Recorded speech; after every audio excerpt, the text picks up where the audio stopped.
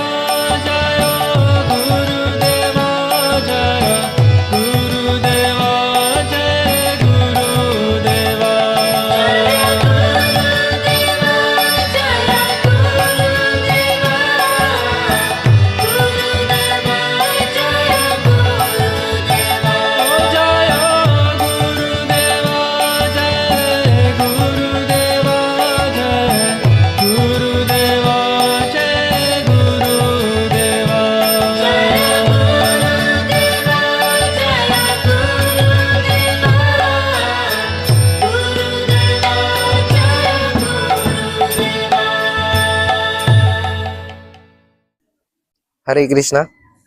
So, good morning po sa inyong lahat. Welcome po sa aking YouTube channel, Homeless na Hare Krishna. Okay, so sa video na to, tuturuan ko kayo paano mag-chant ng Hare Krishna Mahamantra sa chanting beads. Okay? So, ito yung chanting beads namin. Ayan. Yung chanting beads namin is gawa siya sa tulsi or holy basil. Okay, so, actually, itong Japamala is like a traditional prayer beads sa India. So, according sa tradition, iba't ibang tradition, sampraday, kung tawagin namin, no, is merong iba't ibang meaning yung aming chanting beads, Japamala. So, dito sa path ng Krishna consciousness, etong Japamala or chanting beads namin is merong very deep meaning, and it is the topmost meaning topmost meaning or symbol or yung Japamala. Pasensya na kayo, hindi ako magaling na speaker. So, alam ko naman na naiintindihan nyo yung point ko. Alright, so now, ang meaning ng ating Japamala is that it signifies, tama ba? It signifies or it refers to the eternal pastimes of Krishna, rasa dance. The topmost pastimes of Krishna, rasa dance. Vikritidam Brajavaddo Bir Idang Chavishno. The pastime of Radha and Krishna. So, now, yung Japamala namin is merong 108 beads. Yan, 108 beads yan. Paikot. 108 beads paikot. Okay? And merong mother bead. Okay, so now i-share ko muna sa inyo yung meaning nito. So, yung itong 108 beads na to is ito yung it symbolizes tama ba? Yeah, it symbolizes na ito yung mga eternal associates ni Krishna sa Vrindavan, sa spiritual world. So actually itong 108 na to, it refers to the gopis, young gopis of Vrindavan sa spiritual world. And itong mother bead it refers to Radha and Krishna. Okay? So, kung magkakaroon tayo ng picture, no, ng aming Japamala, yung aming Japamala is that, yung meaning ng aming Japamala is that, si Radha and Krishna, which is itong mother bead, ay pinapalibutan ng mga gopis, which is itong mga 108 beads. Actually, yung mga eternal associates ni Krishna is innumerable. So, pero, out of this innumerable eternal associates of Krishna is, this 108 gopis is the prominent. And out of this 108 gopis na prominent, ang prominent sa kanila is yung 8 gopis. We call it Ashtasakhis. Okay? Kaya mapapansin nyo sa ibang chanting beads, after ng 8 beads, merong tali na nakaseparate in which it highlights the 8 gopis. Like 1, 2, 3, 4, 5, 6, 7, 8. And then may tali dito. So itong 8 gopis na to is sila si Lalita, Vishaka, Tungavidya, Rangadevi, Sudevi, and so on. Okay, so yan yung picture ng aming Japamala. So it refers to the eternal pastimes of Krishna with the gopis headed by Srimati Radharani. Okay. So now, actually kung i-explain ko to, ang haba ng video na to, kung i-explain ko yung mga fundamentals, pero so dahil basic lang tayo, alright? Okay, now, tuturuan ko na kayo ngayon kung paano mag-chant ng Hare Krishna Mahamantra dito sa Japamala. So first of all, kailangan muna natin, as a beginner dito sa Krishna consciousness, no? Kailangan muna nating mag-memorize ng pranam mantras or prayer mantras to receive mercy, and to para maiwasan natin ang offenses at para matulungan tayo na makaiwas sa offenses sa pag-chant natin ng holy name. Okay, so first of all is the pranam mantra of our Gurudev. So paano kung hindi pa tayo na-initiate, no? So it's okay. So ang i-memorize natin na prayer mantra for our guru or for Sri Guru is first is our acharya. Kung ikaw ay like beginner sa ISKCON, at least you should memorize the pranam mantra of Srila Bhaktivedanta Swami Maharaj, which is Namaom Vishnupadaya Krishna Prishtaya Bhutale Srimati Bhaktivedanta Swamini Tinamine Namaste Saraswati Devi Gauravani Pracharini Nirvishesha Shunyavadi Paschatya Deshatarine. Yan. You should memorize this. Kailangan yan. And then kung ikaw naman ay sa Gaudiya na like, na attract naman is you should also memorize 2 pranam mantras, no? Why? Why? No? At ano yung mantras na yun? So, si Srila Bhaktivedanta Swami Maharaj is by his mercy, by the mercy of his Gurudev, Srila Bhaktisiddhanta Saraswati Goswami Prabhupada, binigyan siya ng instruction to spread the teachings of Krishna consciousness in these Western countries through English language. So, by his mercy, na-spread itong teachings ng Krishna consciousness around the world. And by the mercy of Srila Bhaktivedanta Swami Maharaj, nagkaroon tayo ng connection dito sa Krishna consciousness. And then after nun, si Param Gurudev, Srila Bhaktivedanta Narayan Maharaj preached. No, hindi siya nag-preach ng bago, but he watered the seed. So ang ginawa lang kaya nga, Namaste Saraswati Devi Gauravani Pracharini Nirvishesha Shunyavadi Paschatya Deshatarine. Kumbaga si Srila Bhaktivedanta Swami Maharaj, he cleaned the jungle.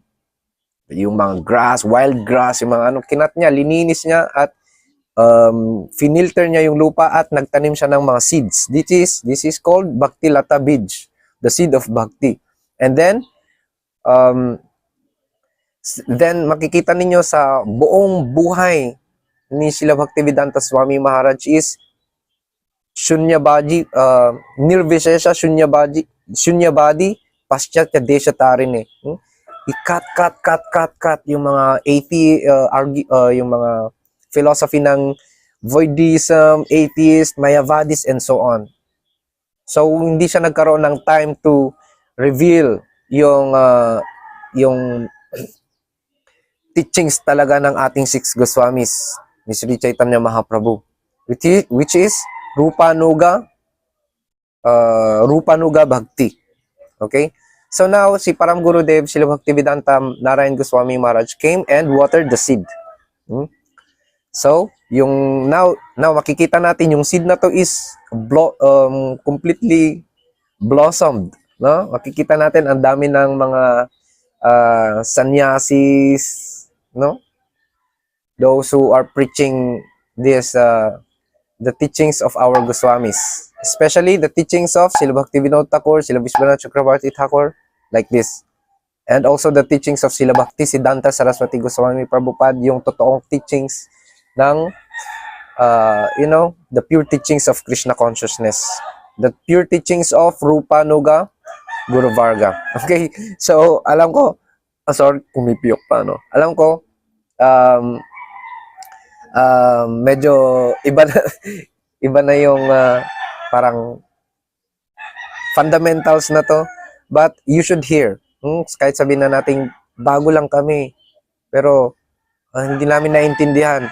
No, wag nating isipin na I don't understand. Just hear. Just hear. And then one day you will understand, like this.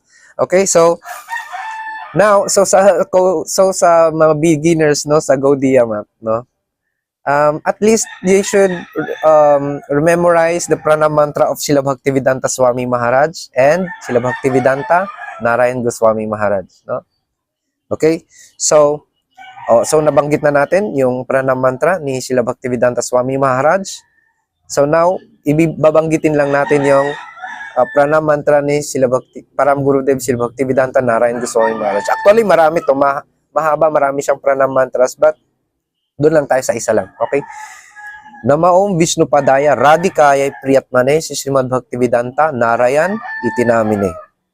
So yun lang. So pag na-memorize na natin yon, pranam mantras ng ating acharyas, ito ay kung hindi pa tayo na-initiate, kung wala pa tayong guru. So ako, pumipiyok, no? So ako, na-initiate na ako ng aking Gurudev, Om Vishupad Astutara sa Srimad Bhaktivedanta Madhav Goswami Maharaj. So, ang i-chant ko is the pranam mantra ng aking guru. Okay? So, now after natin ma-memorize yung yung mga pranam mantra para sa guru, and then now we will proceed to the Panchatattva mantra. Ito yung it refers to the five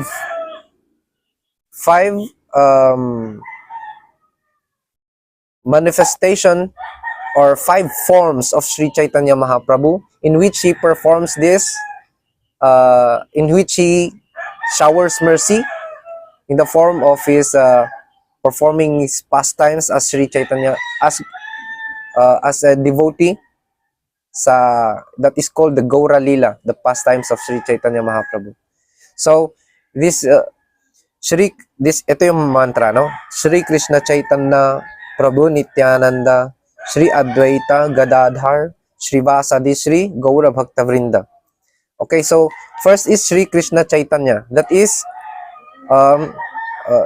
Krishna himself, no? In the form of a devotee. So si Krishna nag-appear siya as of 500 years ago in the form of a devotee, and ang pangalan niya is Sri Chaitanya Mahaprabhu, the combined form of Shri Shri Radha and Krishna. Okay?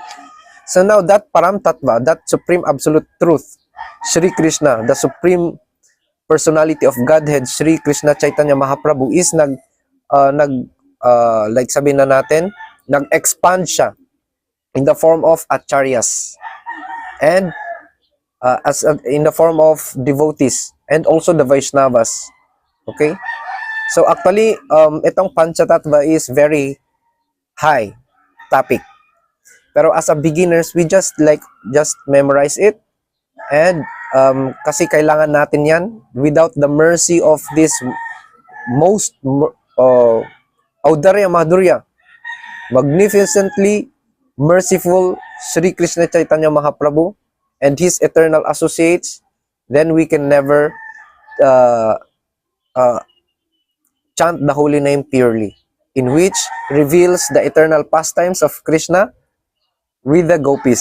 Di ba? Yung nabanggit na natin. Kasi yun yung form, yun yung parang pinaka-picture ng ating Japamala, di ba?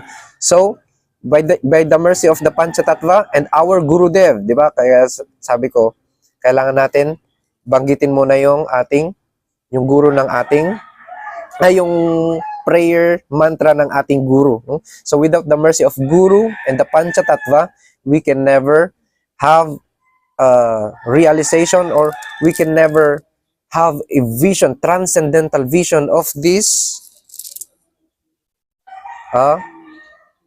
yung totoong swarup ng Japamala. That is to the Rasa Lila, the pastimes of Krishna with the young gopis headed by Srimati Radharani. Okay? So, and what will happen if you see, if the Japamala reveals its true swarup, then that means we are also serving in that pastime. We are also serving in that pastime with our transcendental form. So, actually, itong path ng Krishna consciousness is very sweet. If we try to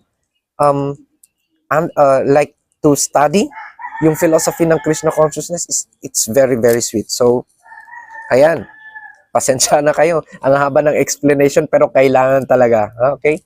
So now, dito naman sa Mother Bead, bago tayo mag-start, no?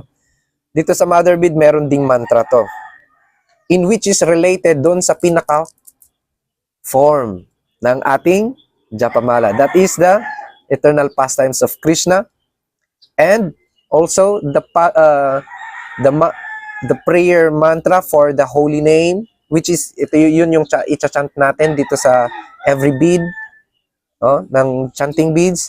And yung pangatlong mantra is the prana mantra for the Japamala itself, that he may reveal its true swarup, true form sa heart natin. Okay? So, now we will proceed. Okay? Now, first, ibabanggitin ko yung ating yung mantra, prayer mantra para sa guru tattva. Okay? So, babanggitin ko yung tatlong mantra, okay? Para hindi kayo malito, no? So, ito yung prana mantra ni Srila Bhaktivedanta Swami Maharaj, Srila Bhaktivedanta Narayan Goswami Maharaj, at yung guru ko. Okay? Para marinig din ninyo yung mantra at maano nyo yung process. Okay, so sa mga hindi pa na-initiate, they should at least recite the mantra of the Acharya. Like, kung ikaw ay nasa ISKCON, Srila Bhaktivedanta Swami Maharaj, or kung sa Gaudiya, or anyway, kung, wala akong qualification na magbigay ng kung anong instruction, then you may ask the seniors, no? Kung sa ISKCON, you may ask the seniors sa ISKCON or sa Gaudiya. Pero, according to Siddhanta, according to the process revealed by our acharyas, I recommend first is, kung hindi ka pa na-initiate, you should memorize the prana mantra of the acharyas, no? So, ang acharya sa ISKCON is Srila Bhaktivedanta Swami Maharaj, at ang acharya dito sa Gaudiya Math dito sa Philippines is Parang Guru Srila Bhaktivedanta Narayan Goswami Maharaj. Okay, so i-recite ko yung prana mantra ng both acharya and yung prana mantra ng aking Gurudev. Okay, so etong si Srila Bhaktivedanta Swami Maharaj ay is mostly sa kanyang mga disciples have taken shelter to the lotus feet of Param Gurudev Srila Bhaktivedanta Narayan Goswami Maharaj. No, nag-take sila ng shiksha, instructing So, kailangan natin ng instructing guru sa path natin ng spiritual life. Otherwise, we will never get Krishna. We will never get Krishna.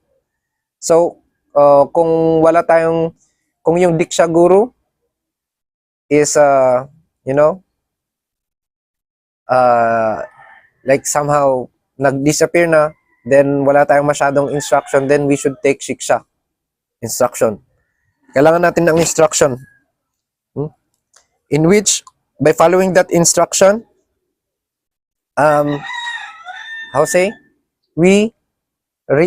Krishna will give himself to that devotee. And also, Shiksha Guru is another form of Krishna. Huwag nating isipin na yung Diksha Guru and Shiksha Guru is different personalities. They are one.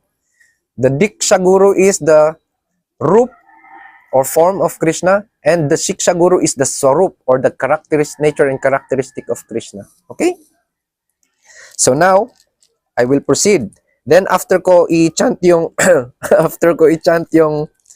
yung mga guru mantras, yung prayer mantra ng guru tattva, then i-recite ko yung panchatattva mantra, and then i-recite ko yung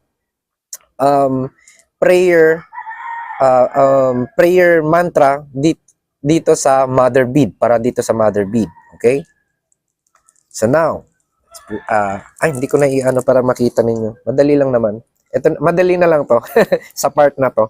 Okay? So first, hindi ko muna hahawakan yung aking chanting beads, and I will fold my hand like this. Okay?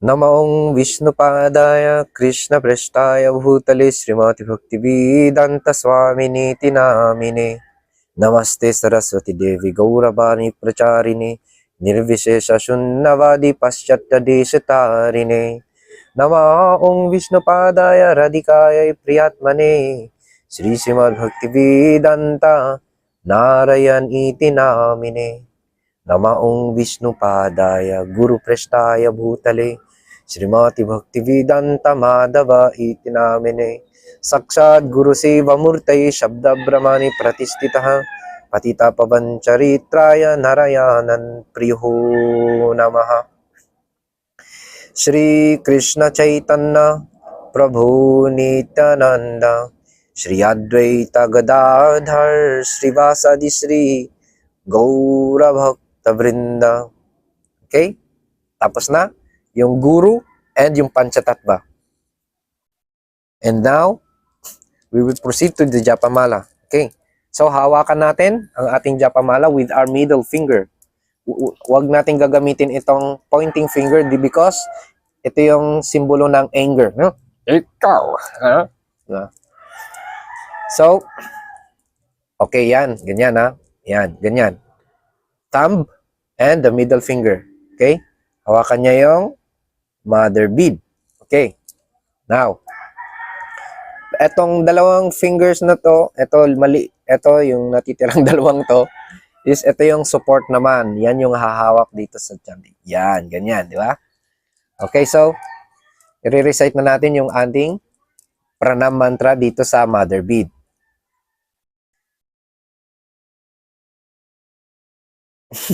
Nakalimutan. Hindi, joke lang. Tribangga bhangi marupang benurangdha karanchitam gopi mandala maddastang smaraminandanandanaha nam chintamani rupang namayva paramagati nam napatarang nasti tanang upasmahe avignam kurumaletwang harinama jape sucha Shri Shri Radha Krishna your dasyam dehimali to prarthaye. Male means mala. Yeah? So yung tatlong mantra na yun, it refers to the swarup of this Japamala. Yung si Radha and Krishna is napapalibutan ng mga gopis and performing pastimes.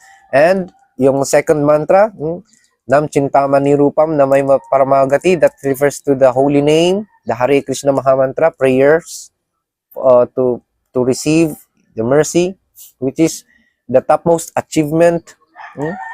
And yung Pangatlong mantra, awignam kurumalit tuang harinama japesu cha, that we are, as we chant the holy name in this Japamala, may the Japamala may be merciful to us and reveal the eternal pastimes of Sri Radha and Krishna and serve in that pastime. Okay.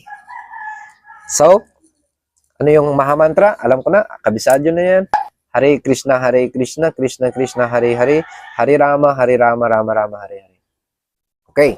So, after natin ma-chant yung pranam mantra dito sa mother bead, then we will proceed to the first beads. Okay? Kung kailangan nyo ng copy nung copy ng mantra dito sa mother bead, available yan sa Google. I-Google mo lang yan. Actually, itong pag-recite ng mantra is ito yung process ng aking guru, in which nakita niya sa kanyang guru, in which nakita ng guru niya sa kanyang guru, like this, guru parampara system. Hindi siya invento, alright? And also, this is a process of our, like, itong Vaishnav tradition, in which we try to to serve Krishna in the mood of the same as how the Vrajavasis, the eternal associates of Krishna, serve Krishna. Okay? So, that's why. So, kailangan natin yun. To realize also, para para magkaroon tayo ng picture ng ating sadhana. No? Yung goal natin at yung sadhana natin. Pag sinabing sadhana, that is practice. No? So, magkaroon tayo ng understanding. Ano yung ginagawa natin, di ba? Ano yung tradition na to? Okay? Okay, so sa next video, ituturo ko kung ano yung proper mood of chanting the holy name. Okay? So, first bead. Okay, yung buong Hare Krishna Mahamantra. Hare Krishna, Krishna Krishna, Hare Hare, Hare Rama, Rama Rama, Hare Hare. Then next bead. Hare Krishna, Krishna Krishna, Hare Hare, Hare Rama, Rama Rama, Hare Hare. Next bead. Hare Krishna, Krishna Krishna, Hare Hare, Hare Rama, Rama Rama, Hare Hare. Next bead. Hare Krishna, Krishna Krishna, Hare Hare, Hare Rama, Rama Rama, Hare Hare. Hare Krishna, Krishna Krishna, Hare Hare, Hare Rama, Rama Rama, Hare Hare. Hare Krishna, Krishna Krishna, Hare Hare, Hare Rama, Rama Rama, Hare Hare. Hare Krishna, Krishna Krishna, Hare Hare, Hare Rama, Rama Rama, Hare Hare. So, paikot yun. So, buong Hare Krishna Mahamantra in one bead. Okay, so after no, syempre, napunta dito dito. Okay, then napunta na dito sa pinakahuli. Di ba? Anong gagawin? Huwag nating lalampasan itong mother bead. Ang gagawin natin is babalik lang tayo. Ikutin natin, babalik tayo. Okay? Yan. Okay? Then, ulitin natin ulit. Hare Krishna, Krishna Krishna, Hare Hare. After,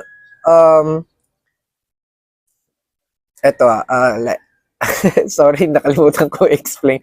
So, after natin mag-chant, mag-chant ng Hare Krishna Mahamantra, yan. So, paikot. Hare Krishna, yan. Paikot. Remember, isang buong Mahamantra sa isang bead. Okay, Hare Krishna, Krishna Krishna, Hare Hare, Hare Rama, Rama Rama, Hare Hare. Then bago pumunta sa next na bead, kasi yung iba minsan ginaganito yung beads, Hare Krishna, Krishna Krishna, Hare Hare, Hare Rama, Rama Rama, Hare Hare. Kaya ang bilis makapag-chant, no? Ang bilis ng one round, yeah? But actually no, this is not proper. Ang tamang proseso is one Mahamantra, Hare Krishna, Krishna Krishna, Hare Hare, Hare Rama, Rama Rama, Hare Hare, in one bead. Okay? So, then now, after natin mapunta dito, so pag napunta na tayo dito sa pinakahuli, that is already one round. Okay? One round na yun, 108. Mahamantras, one round. Then, Iikutin natin. Kanina, di ba? Yan. Inulit lang natin. So, yan naman yung start ng second round. Okay? So, Hare Krishna, Krishna Krishna, Hare Hare, Hare Rama, Rama Rama, Hare Hare. Hare Krishna, Krishna Krishna, Hare Hare, Hare Rama, Rama Rama, Hare Hare. Hare Krishna, Krishna Krishna, Hare Hare, Hare Rama, Rama Rama, Hare Hare. Hare Krishna, Krishna Krishna, Hare Hare, Hare Rama, Rama Rama, Hare. Then, paikot. Yan. Ang haba ng meditation, nag-meditate. Yan. Then, pagdating dito, that is already 2 rounds. Okay? Alright. Yun lang. Thank you for watching. So, kung bago ka pa lang dito sa aking channel, please do subscribe. Hit that notification bell para ma-update kayo sa mga isi-shares ko sa inyo about Krishna consciousness. So, magandang ang pinaka-the best na oras para mag-chant is morning. Good morning sa inyo. Thank you so much for watching. Hare Krishna.